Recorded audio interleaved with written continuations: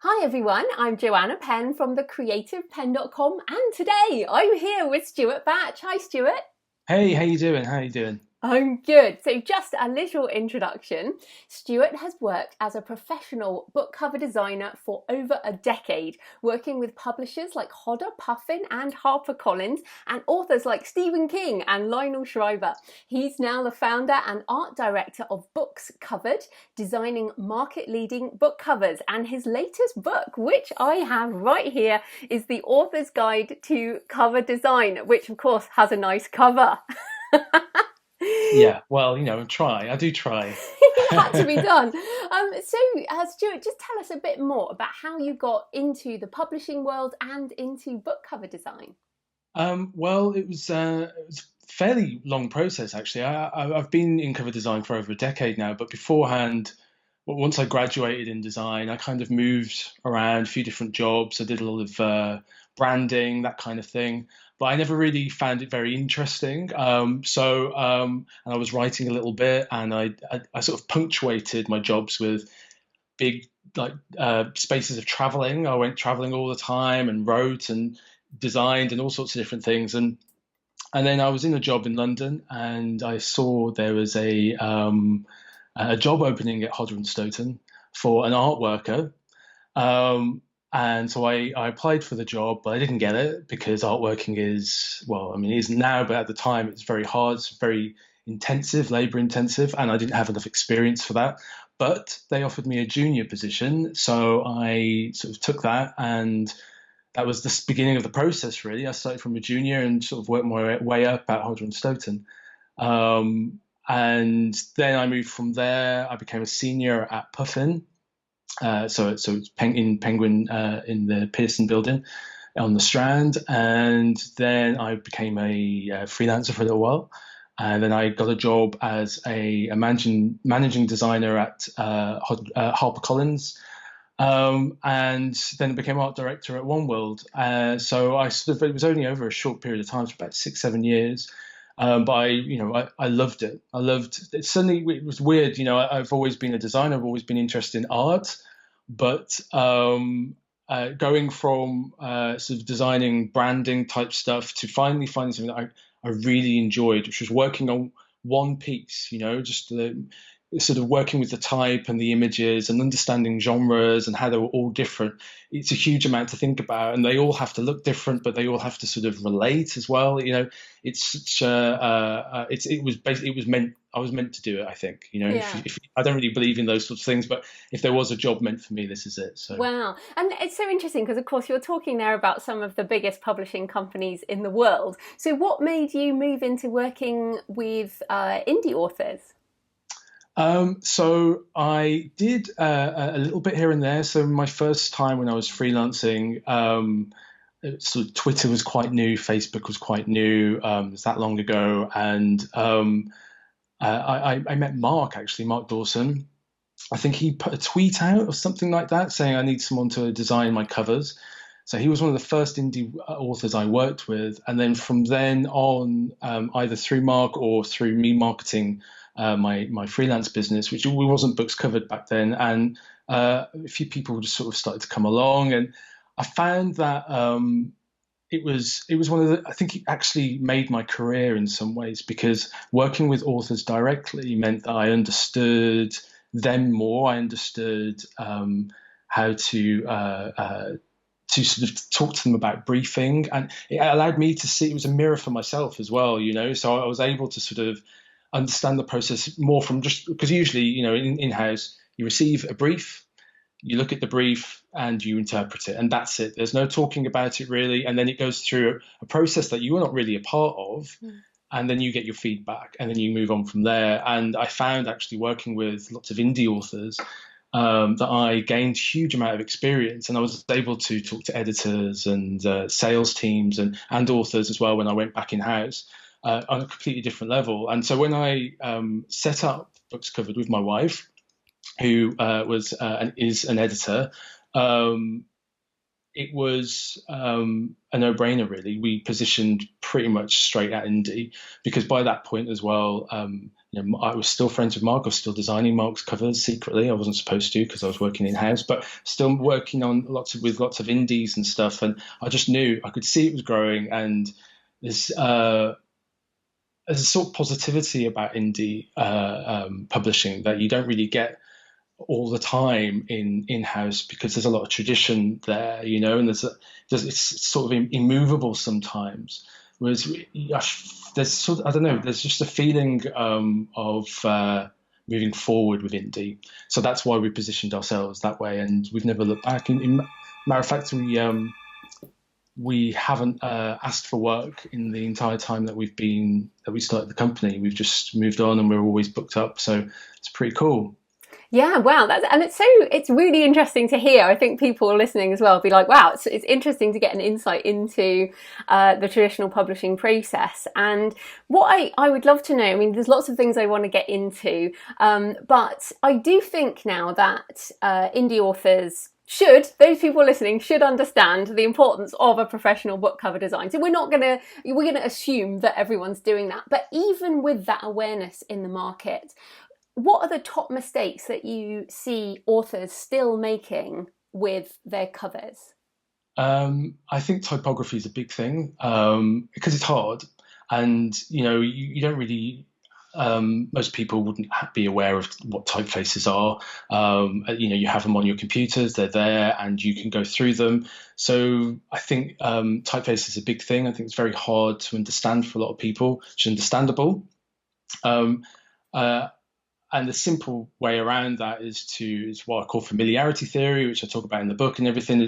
Is that you look at what works in your genre, and that's the simplest way. If you don't understand what a typeface is, there's a website out there called What the Font, which allows you to use the image that you've got. You can crop an image, you can crop the title or the author font or whatever it is, and put it through that system, and it usually gets good. It usually picks it up, and if it doesn't, it finds something similar. Obviously, those are fonts that you pay for, but Google fonts are free and available to use, and you can just download them from their site. You can go through all of those. They've got very, very similar ones to the ones that you can buy, and the ones I use all the time. So I'd say typography is a big thing. I think people just think it just has to be you type it out, and as long as it looks similar, it's fine. But I think from a professional's point of view, type really matters. Comic book sans, that kind of thing. People do use those things, and even though they're told not to, I would say that the best tip is if if your local church uses it for their poster, it's probably not a good one, Or that's so funny. I was going to say, I keep seeing that papyrus font. Yeah, papyrus. Yeah, it's just like, come on! I thought papyrus went the way of Comic Sans. Yeah, it did. And papyrus. There's loads of them. Mistral, which they're all very. They were massive in the 80s and the early 90s, and everyone used them. And of course, if your boss uses it in a PowerPoint presentation, it's probably not a good one to use on a book cover. That's the best way to. It's the best way to sort of think about it. I think there's often not enough research into the genre. I think sometimes people will just say, this is really pretty, or this is really beautiful, or this is a nice illustration, and it doesn't relate in any way. I'm a big advocate of trying to fit in. Like I say, familiarity theory is about fitting in rather than standing out. And the only reason I say that is because, especially if you're a new author, people tend to buy things that they are, like I say, they're used to, and that's familiar to them. So if something's working in terms of font and image in a genre, then that's what you should sort of try and emulate. If you want to stand out, that's great, but you will potentially lose sales, I think, because you might stand out against books, but if people don't shop like that. So they don't shop about what's standing out. They shop about what they know they like, and we all do it with boxes of soap powder or our favorite chocolates or whatever. They are branded in a particular way that makes you go, oh, I know what that is, or I've got an idea what that will taste like, or how that will be, how that will work, and it's exactly how we shop for books.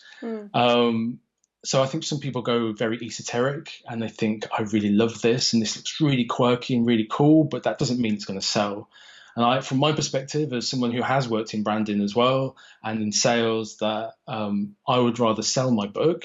And sort of, as a designer, I love designing literary book covers, and they look beautiful, and you can, work with great illustrators and everything, but they don't sell very well. So, as an author, and especially if you're an indie author and this is your business, and that's the thing that you really want to focus on is, people don't spend very long on book covers. It's seconds. So you need to be able to grab their attention, tell them what genre it is, tell them what the title is, who you are, like that. And then they'll read the blurb, and then that's when they buy it. So if you can't grab them at that second when they're browsing through on Amazon or in a bookshop, then you've lost them.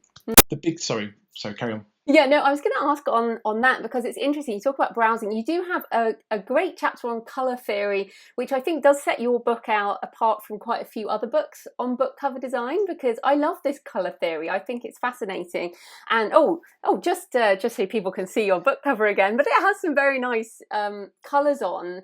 And it's interesting because I have a sort of, my nonfiction, which is behind me here on the video, is kind of white with coloured things and big type on, and you've obviously got big type on the non-fiction, but also colour theory is interesting because I shop on the Kindle and I have a black and white paper white, so I don't even see colour, and I haven't actually looked at yours on a black and white Kindle, but I can see that it might have more of an issue because the type will be large, but I might not be able to see the colour gradient.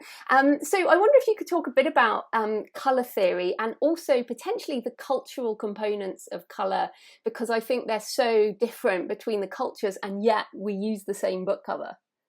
Yeah, well, absolutely. So color is, it's two things from my perspective. So you have the sort of design perspective, and then you have the emotive. So color can, from a design perspective, some colors work better than others together. So you have your color wheel, which is set up with your primary colors. So there's three of those. Red, yellow, and blue. And then you can have your secondary colors, which is a mixture of those. So you have your oranges and your violets and your green, obviously. And then you have your tertiary colors, which are all a mixture of those two together. So they're your shades. So you have like red, orange, and yellow, orange. So you have your sort of shades of them. And now, so your color wheel, you can Google this. Your color wheel is a great thing to use when you're designing, because you get to use so from a design perspective, you get to see things like, so what colors work together. So you have your analogous colors, which are the colors that are very similar. So things like your yellows into your greens and how they work together. And it's really sort of harmonious. So you might use those in sort of romantic comedy, that kind of thing. It's not too in your face. Or you have your monochromatic colors, which are sort of shades of the same. So, shades of like gray, obviously, so black to white. But then you have purple, so you've got lighter purples and darker purples. And you get to tend to use monochromatic in things like true crime, and espionage, things about espionage, spy novels, that kind of thing, tend to be monochromatic. And then you have your complementary. Now these are used, and I've used complementary colors. These actually, it's the opposite. They're called complementary, but they're the opposite. So it's what on your circle, your color circle, color wheel, are opposite each other. So oranges and reds are the opposites of blues and greens. So they actually cause a jarring effect, which makes them stand out more.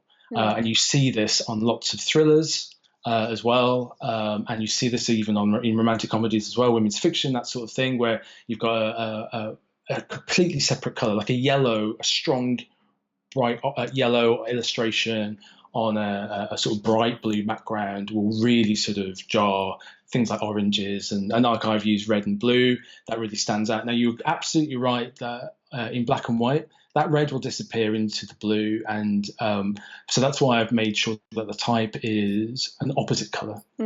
So even though the image will disappear, well, it won't completely disappear, but as the image sort of turns into a monochromatic variation of a grayscale, basically, there will be parts that will stand out, and the important parts will stand out. So you have to be aware of things like that. but from an emotive point of view, that's also a cultural thing.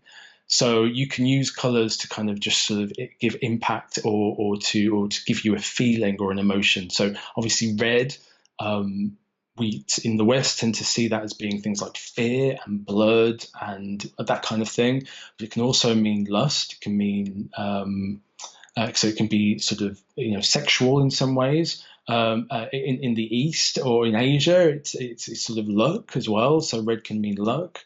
And it can also mean communism. So it could work well with a spy novel or whatever, say in the Cold War and all those sorts of things. So using one color can sort of, if you use it in the right way, can just give you a feeling or a sort of place or a time, all sorts of things like that. So, and then you'll see that in books, especially sort of true crime, where they will use a red on usually a monochromatic black and white background. They use a strong red, and that obviously tells you it's like it's fear based. It's got blood, that kind of thing, and purples and pastel tones.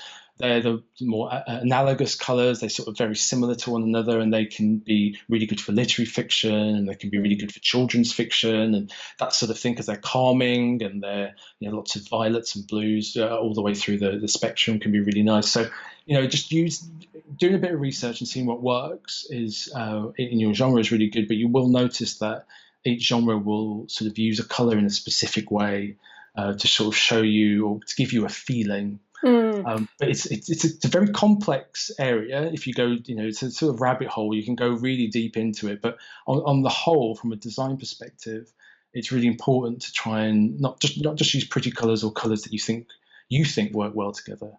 Google a color wheel and just see.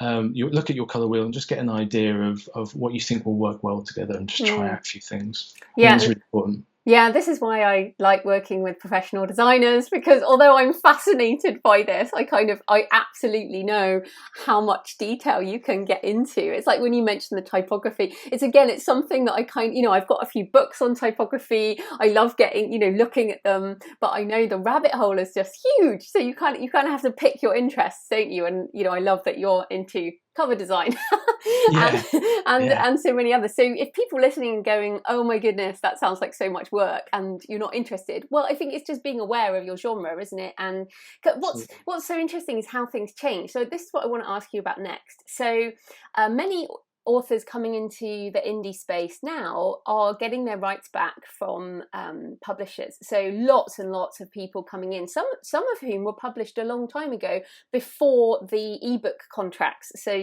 let's say over 10 years ago. So their books may have been published in the early 2000s, maybe even the 90s, So these are people who, when they had covers back then, they would have been quite different. So I wanted to ask you, what is the kind of, how long does it take for a cover to date? And when should people think about recovering books? Yeah, I think it's not something to worry too much about if it's within the last few years.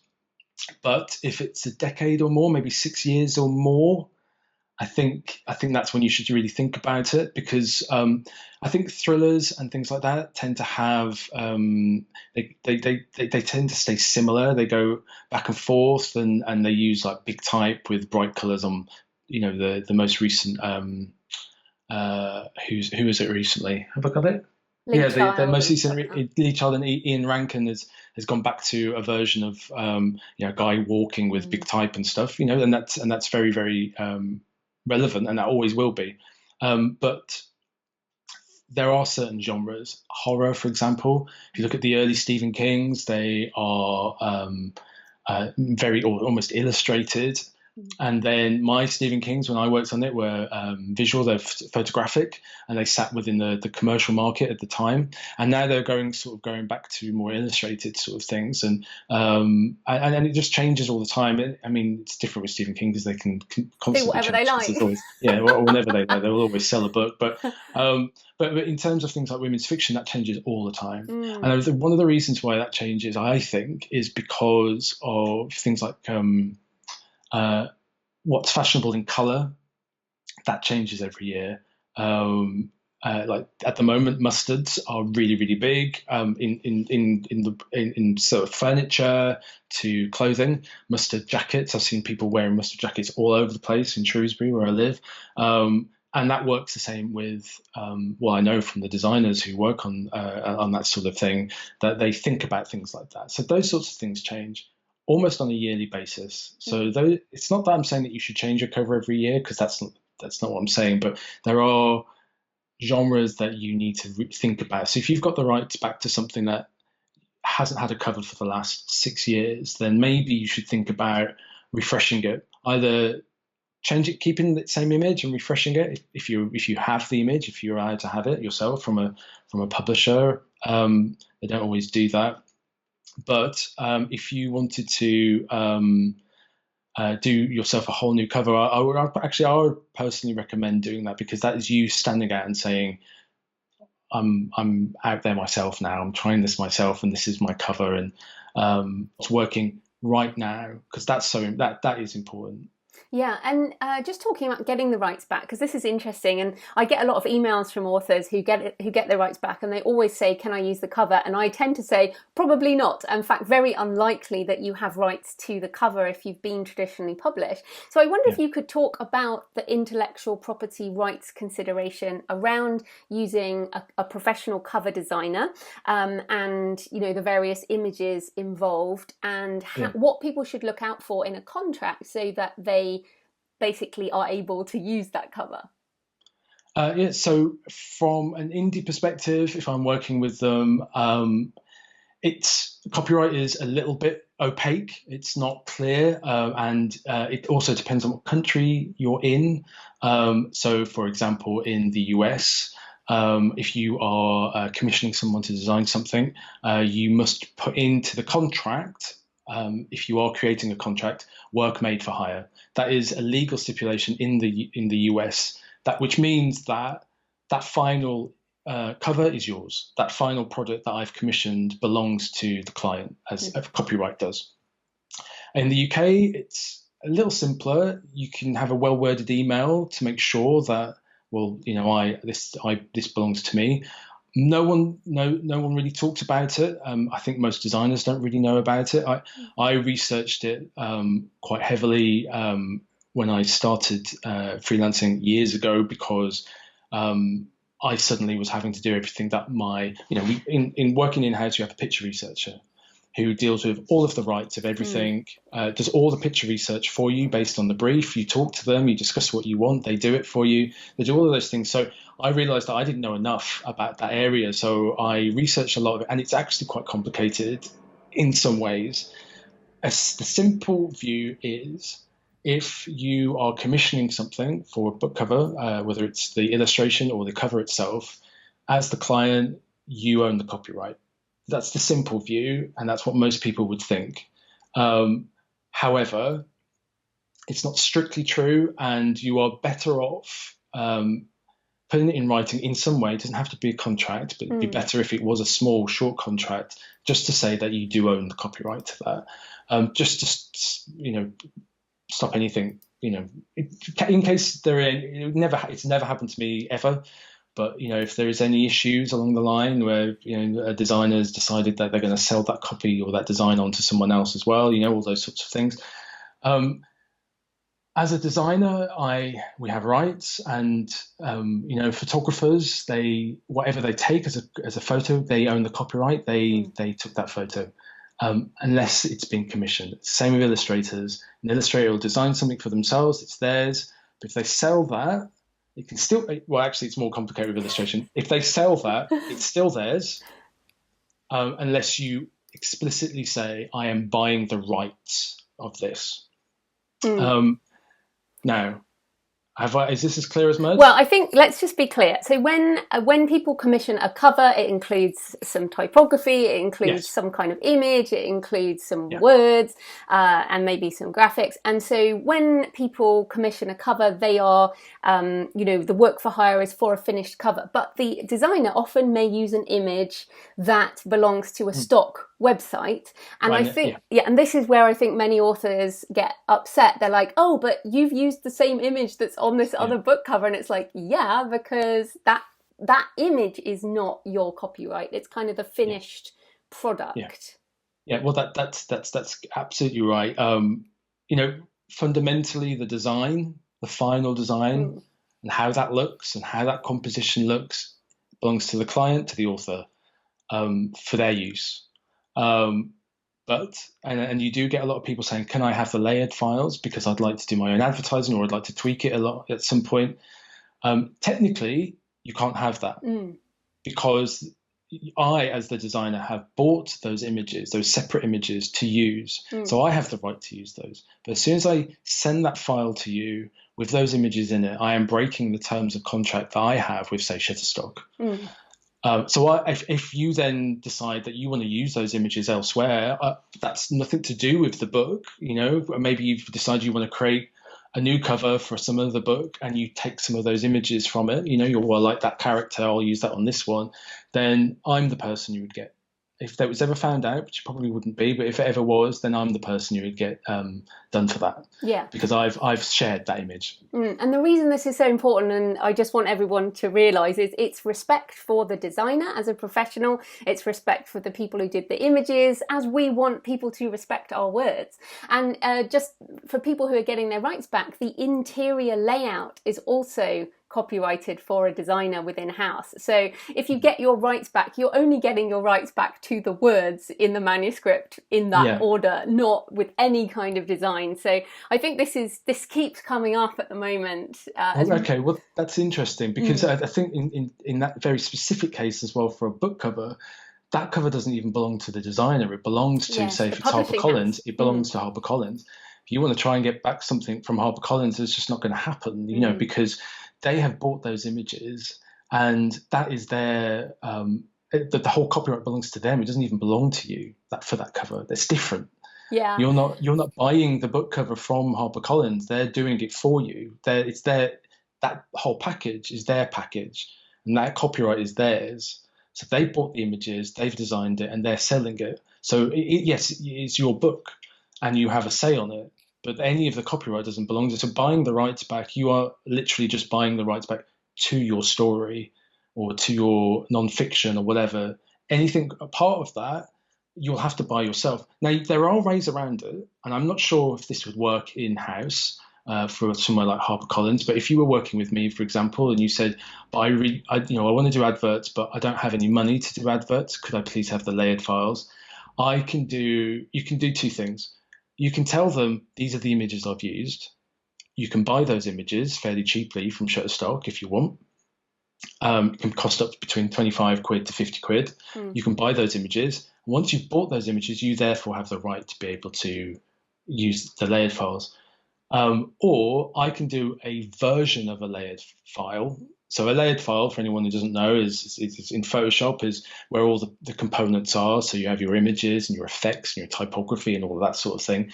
I can sort of partially flatten things so that it isn't officially anymore those original images. You will never be able to edit those individual images. So you'll have a background and some type and a ability to move and adapt a little bit.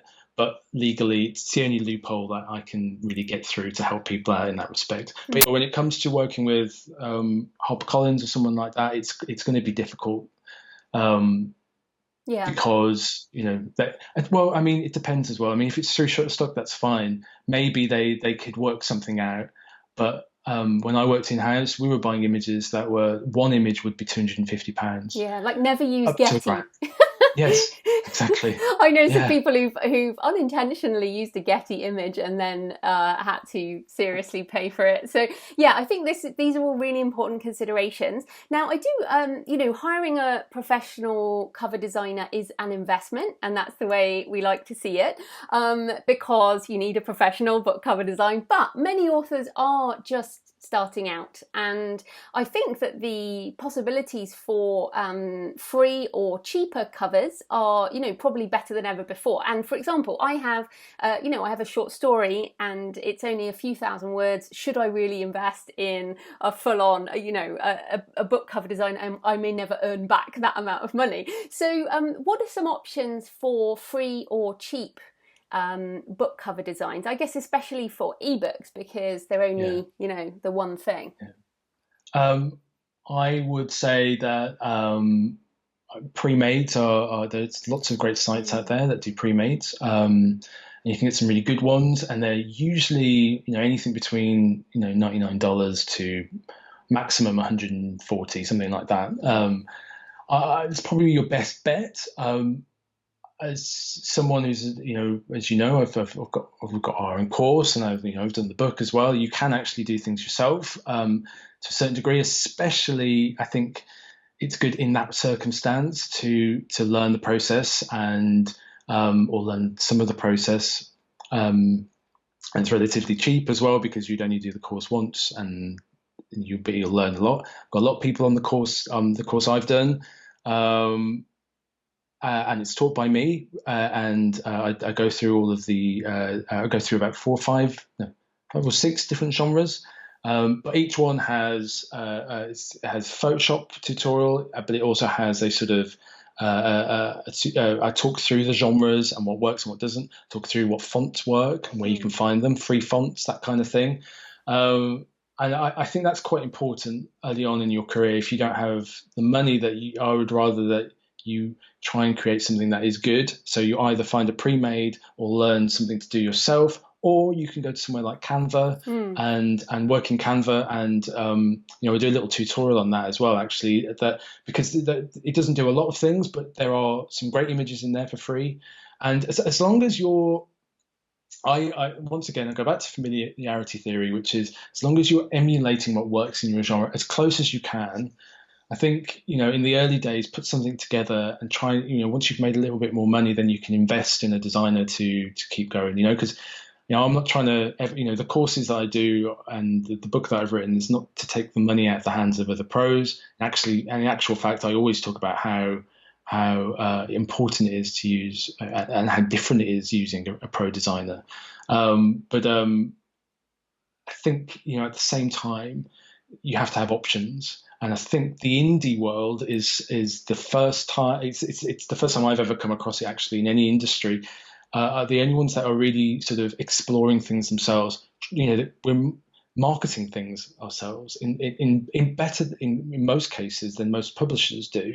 And you are, it's growing, editors, more and more designers. And so, but also people are doing things themselves and learning how to do things themselves. And that's what's so important, I think, and so amazing about the indie community is that they are learning and talking to one another and showing their, I've got a Facebook group for my course where they show their covers and we discuss them and we critique them and I'm amazed at what they've produced, and they've produced it themselves, and they've learnt the process. And some of them was like, some of them say that I didn't have Photoshop or anything like that until I started the course, and they're producing fantastic covers. I've seen some covers today, in fact, that are basically like Amanda Sue Heller or a Martina Cole. They look they are Martina Cole standard. And these people they're not designers, they're authors. So I think there's so many different opportunities out there. I think you can, like I say,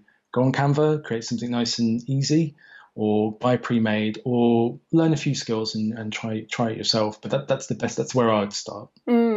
And then we're almost out of time, but I do want to ask you about images in advertising, because you've mentioned ads a little bit, but as you say, now we are. I just had a book launch yesterday, and congratulations. Hilariously. So my book is called Valley of Dry Bones.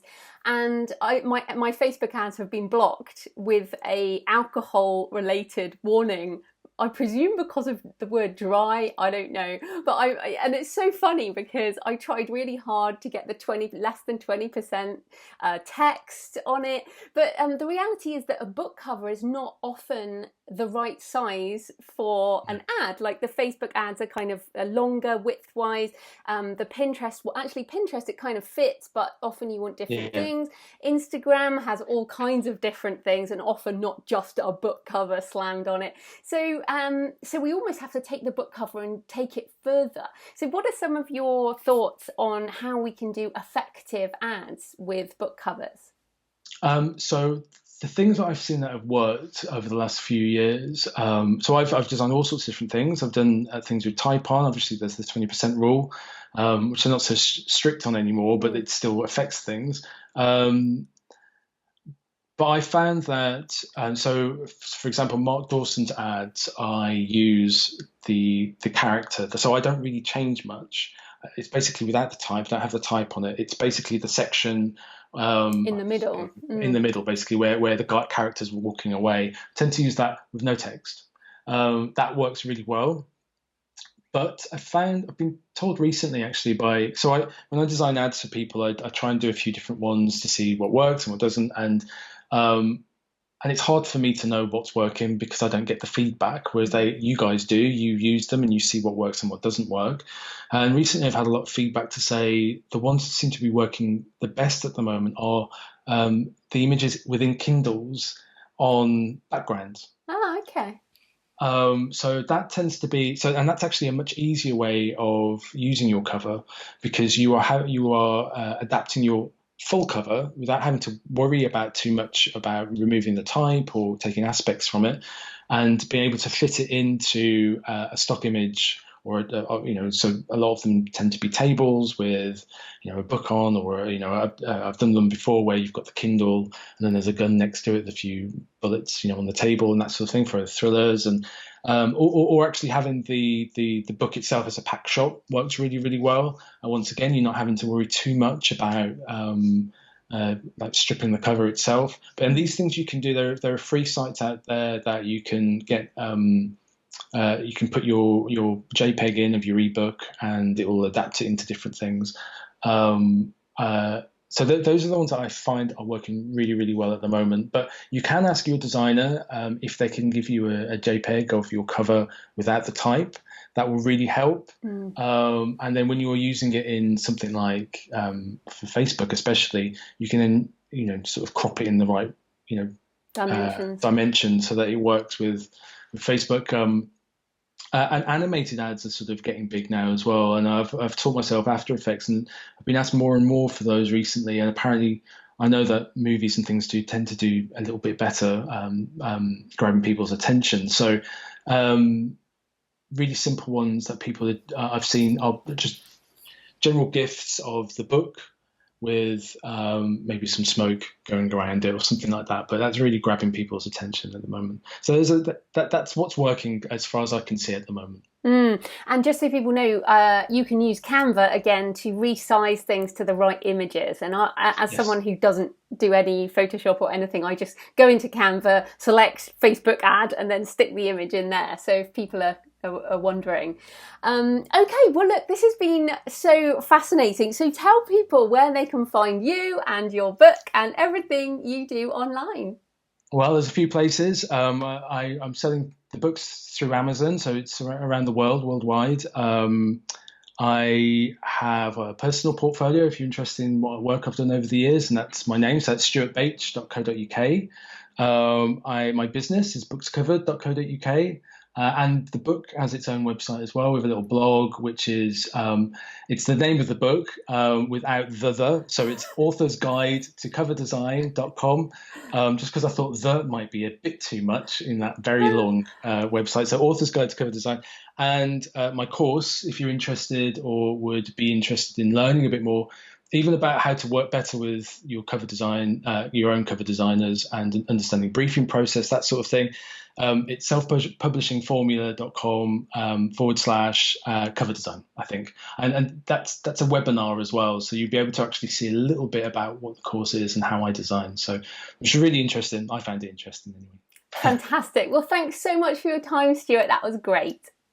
Brilliant. Thank you.